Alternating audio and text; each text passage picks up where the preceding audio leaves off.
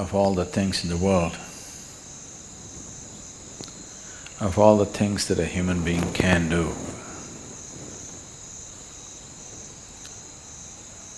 why yoga?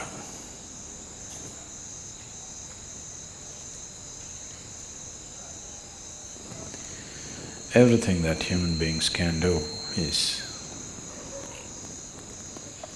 essentially an expression of who they are.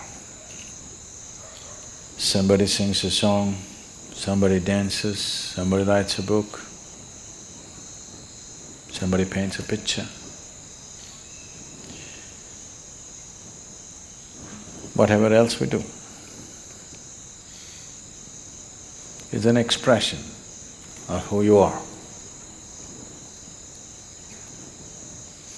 You may be conscious of it, you may be unconscious of it, but still everything that you say, everything that you do, everything that comes out of you is essentially an expression of who you are.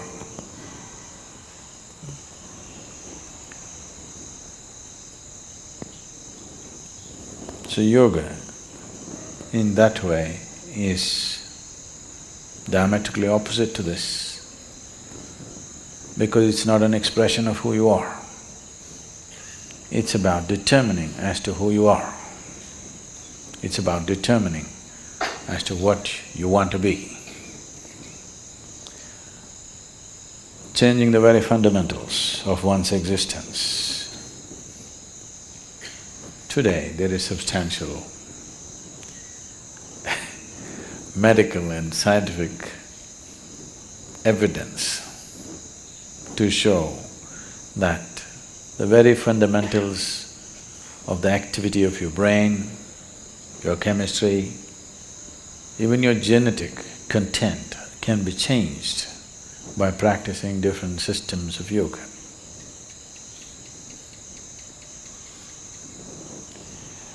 This needed no confirmation because we've always witnessed this.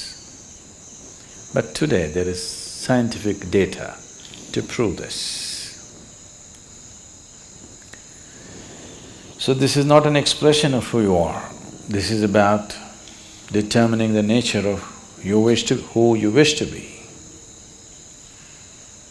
changing the fundamental ingredients which has made you who you are.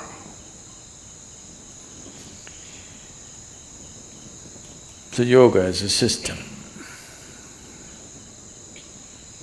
needs much more involvement than any other things that any other forms of things that we do, which are merely an expression of who we are. If you find full expression through any particular activity, it may also leave you somewhat transformed. If you cook with all your heart, some transformation may happen. Yes, taking care of a cow can change your life, you know. If you sing with all your heart, some transformation may happen. If you dance with all your heart, some transformation may happen. But that is only a certain impact that is happening because of absolute involvement in a particular activity. But essentially that activity by nature is an expression of who you are. It is not determining the nature of who you are. So when we transform our activity, not as an expression of who we are, because who wants to find expression like this in the morning? Definitely not, isn't it? So, it is not an expression, it is a method, it is a means, it's a technology through which you can change the shape of who you are. Literally also, otherwise also. You can change the very shape of who you really are right now, that can be transformed. Because who you are right now as a person is a combination of things. genetic material, before that, the karmic substance that you carry. Because of that, you chose a certain womb, so the genetic material. And since the moment you were born, whatever kind of impressions that have gone into you in the form of variety of experiences, situations, thoughts, emotions, relationships, associations, whatever else you have imbibed, all these things make you a certain kind of person.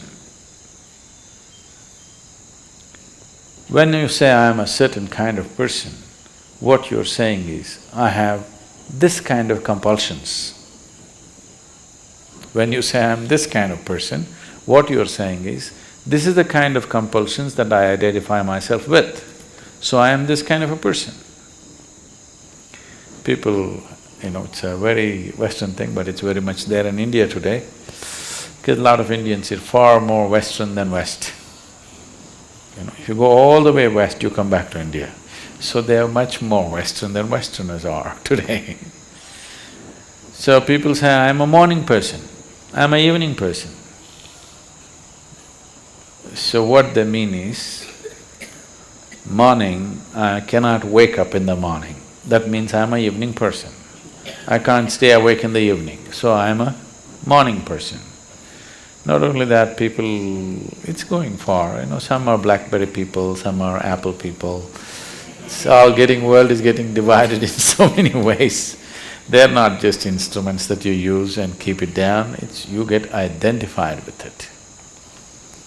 So there are chapati people, there are rice people, there are dosa people, there are idli people, all kinds.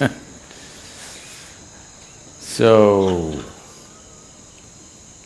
what kind you are is essentially a certain type of compulsions. So you set yourself into the process of yoga because you don't want to be this kind or that kind. That you will be the kind that you're required to be in a particular moment. If it's morning, you're a morning person. If it's evening, you're a evening person. If you're not required to be a person, you're not a person. That is, you become flexible. This flexibility, we start working with your body to start with. Afterwards, it should come to every aspect of your life. Your physical structure, your psychological structure, your emotional structure, your karmic structure, everything should become flexible, that it can be whatever it is required to be. It is not stuck being this way or that way. So yoga as a process, yoga as a method, yoga as a technology, yoga as a science is essentially to break the limitations of a certain concretization that happens, which we call as personality. To evolve from being a person to a presence. If you're a person, that means you have made a shell out of yourself. You formed a shell, within that shell only you can operate. If you break this shell, you will no more be a person, but simply a presence. As life is, as God is, just a presence. If it can be encased in a shell, it becomes a person. So yoga means slowly you're working on making the shell thinner and thinner, more and more porous, that one day you can exist without a shell.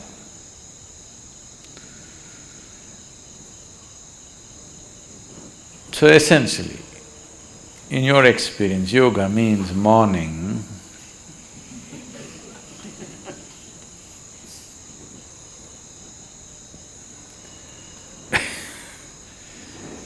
Why the sadhana? The way it is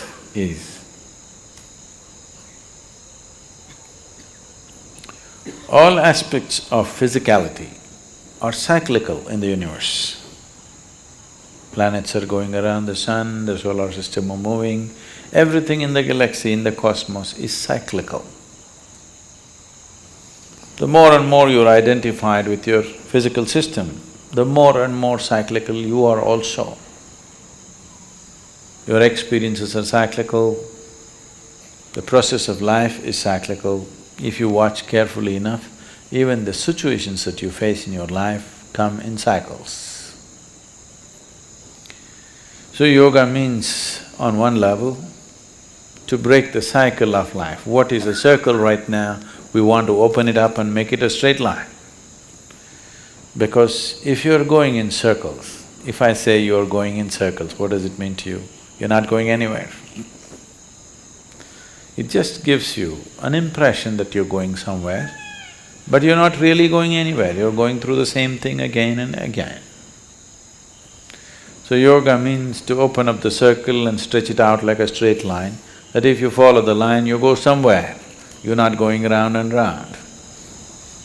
Nature is not going to release you so simply. You have to work at it and work at it and work at it. Otherwise, you must be happy doing the circle. A circle also can be described as a circus. If you become conscious, the whole thing looks like a circus. If you are not conscious, you can only see 3 feet in front of you, then it's all real. If you can see the whole circle of your life, suddenly it becomes like a circus. Once you realize it's a circus, you don't want to go through the circus again and again. Only if your vision is too limited, you can see only 3 feet in front of you, everything is real for you. If you open up and see the whole circle, the way you're going, it looks like a circus and definitely you don't want it to continue forever, you want to do something about it. So these cycles, these repetitive cycles of compulsiveness is coming because there are various types of memories in the system. Memories, karmic memories, information essentially means memory, isn't it? It is the foundations of information that we carry which has constructed this body the way it is. To live in it and not to be off it will not come easy. I'm not saying it's difficult, but it needs to be worked at. The sadhana is just about this. However simple the sadhana is, every day if it is worked at, slowly one can see a certain level of freedom happening within you step by step, maybe inch by inch, maybe micromillimeter by micromillimeter, but nobody can say it is not releasing you. It will slowly release you. If you want to go rapidly, a lot more to do. You don't mind going slowly, something to do.